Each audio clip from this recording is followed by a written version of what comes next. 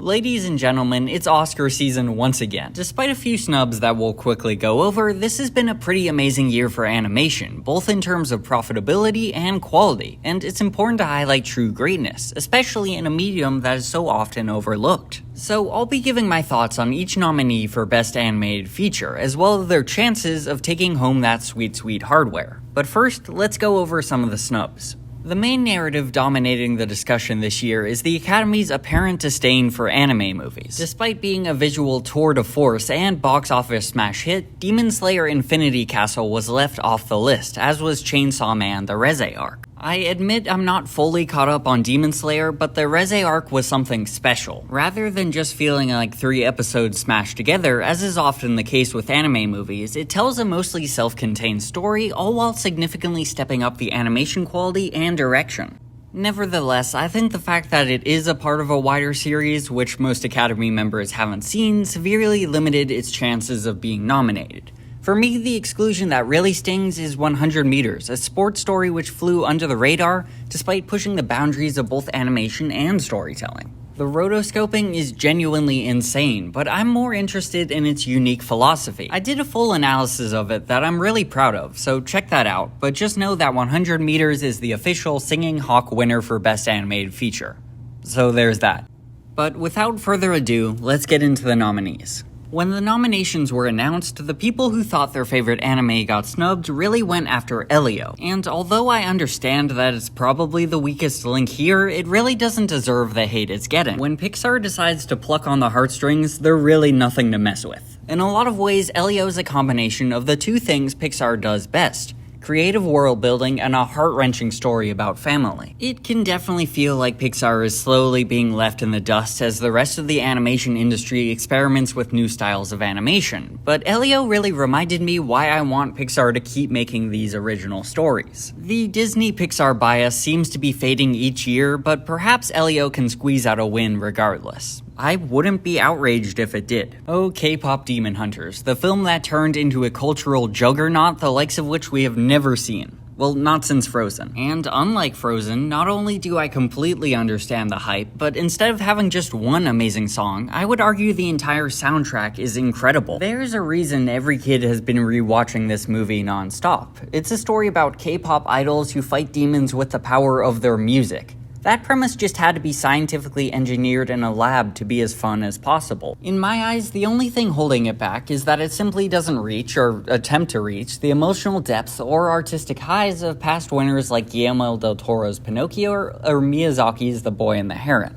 The Academy has been rewarding more thought-provoking films in recent years, and Demon Hunters is mostly just simple fun despite the gorgeous stylized 3D animation. But if the Academy members decide to go back to voting based on which movie their kids liked, it definitely has a shot. It's actually favored on all of the top betting apps, which is a thoroughly depressing sentence. As someone who doesn't care too much for science fiction or time travel, I was surprised by how much I loved Arco. Leave it to me to be shocked at the idea that the French could make a good film. Arco flips the usual time travel narrative on its head, focusing on a young boy named Arco who accidentally travels from his time in 2932 back to 2072, finding a society that is technologically more advanced but slowly destroying the Earth. However, the emotional core of the story is the relationship between the two main characters, Arco and Iris, who develop a bond that is genuinely adorable. The English dub for this film is also absurdly stacked, with celebrities like Will Ferrell, Andy Samberg, and Natalie Portman voicing the side characters, while also allowing Arco and Iris to be voiced by actual children, thank God. Nothing is more jarring to me than seeing a child and hearing the voice of a full-grown man. Arco still isn't my favorite film of the year, but I would be more than happy to see it win. As I've said, the Academy has been favoring more serious films in recent years, and the celebrity voice cast might win at some points with the voters. Probably still a long shot, though. Zootopia is my favorite Disney movie of all time, so naturally I'm going to be very particular about Zootopia 2. There's always a natural trade-off that happens in sequels, where the story doesn't take as much time to establish itself, but does get the benefit of building off of existing character development. As a result, the first 20 minutes or so goes a little fast for my taste.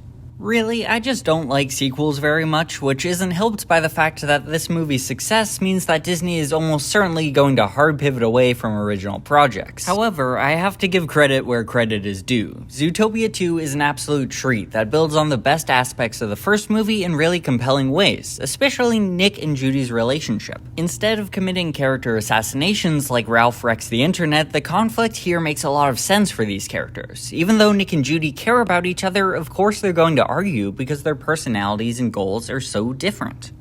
The world building is also phenomenal, really just the best example of an anthropomorphic society ever put to screen. Going in, my main concern was that it wouldn't have as interesting or as complex of a social commentary as the first film, but the lynxes stealing the reptiles' homeland and then demonizing them is genius. Is it as good as the first? No, but I still think it's a very solid continuation, and I wouldn't be particularly angry to see it walk away with a win. Disney has been on a major losing streak since 2021, an eternity by their standards, but this could very well be the film to bring an Oscar back to the House of Mouse. Little Amelie, or The Character of the Rain, is a pretty film. The 2D colors give each scene this really warm glow, which is perfect for a story about childhood. Although Amelie's narration is amusing, and some of the moments are quite touching, I struggled to pay attention at times. If you don't mind slower stories, this is definitely worth a watch. But as far as subgenres go, childhood reflections have just never interested me.